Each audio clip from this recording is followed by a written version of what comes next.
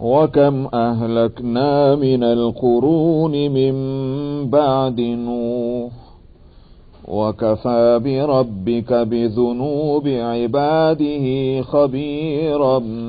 بصيرا من كان يريد العاجلة عجلنا له فيها ما نشاء لمن نريد ثم جعلنا له جهنم يصلاها مذموما مدحورا ومن أراد الآخرة وسعى لها سعيها وهو مؤمن فأولئك كان سعيهم مشكورا كلا نمد هؤلاء وهؤلاء من عطاء ربك وما كان عطاء ربك محظورا انظر كيف فضلنا بعضهم على بعض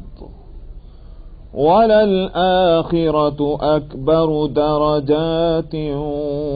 وأكبر تفضيلا لا تجعل مع الله إلها آخر فتقعد مذموما مخذولا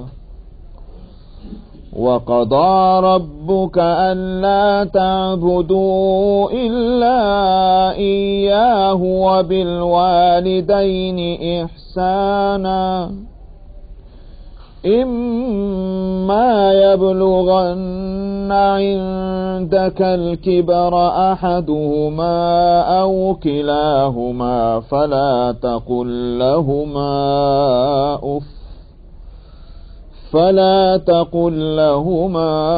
أف ولا تنهرهما وقل لهما قولا كريما واخفض لهما جناح الذل من الرحمة وقل رب ارحمهما كما ربياني صغيرا ربكم أعلم بما في نفوسكم إن تكونوا صالحين فإنه كان للأوابين غفورا وآت ذا القربى حقه والمسكين وابن السبيل ولا تبذر تبذيرا إن المبذرين كانوا إخوان الشياطين وكان الشيطان لربه كفورا وإما تعرضن عنهم ابتغاء رحمة من ربك ترجوها فقل لهم قولا ميسورا ولا تجعل يدك مغلولة إلى عنقك ولا تبسطها كل البسط فتقعد ملوما محسورا إن ربك يبسط الرزق لمن يشاء ويقدر إنه كان بعباده خبيرا بصيرا صدق الله العظيم. इसमें मेरा मस्जिद में वो है मारिफुल कुरान की 5वीं जिल्द, जरा वो सर उधर लेके आए।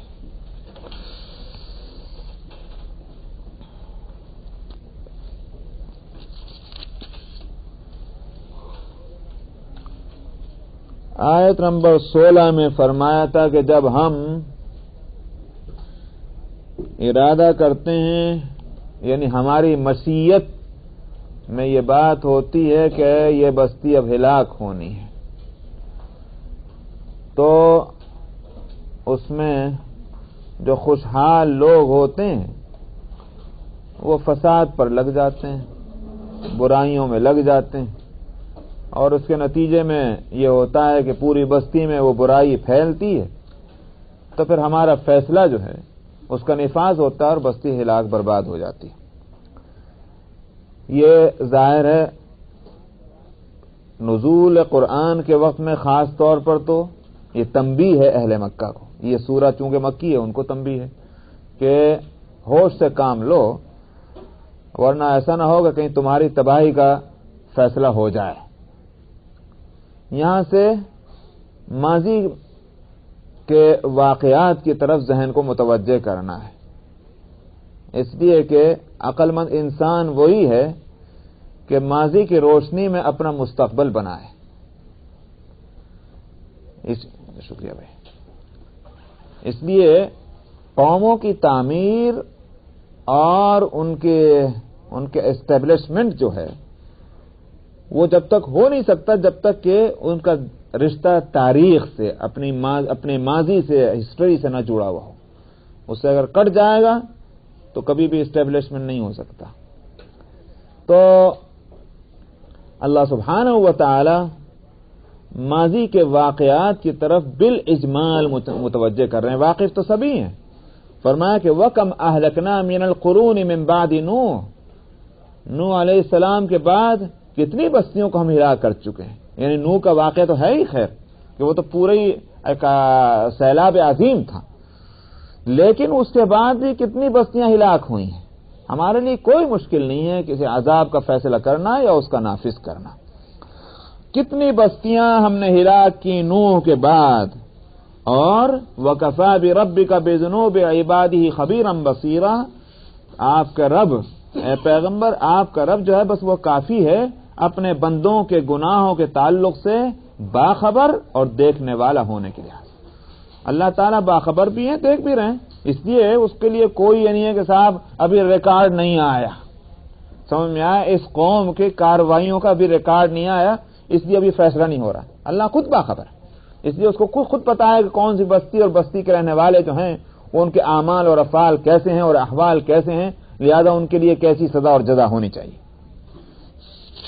من كان يريد العاجلة عجلنا له فيها ما نشاء لمن نريد ثم جعلنا له جهنم۔ رہ گیا یہ خیال، ہم تو بڑی نیکیاں کرتے ہیں، اتنے مہمانوں کو ہم کھانا کھلاتے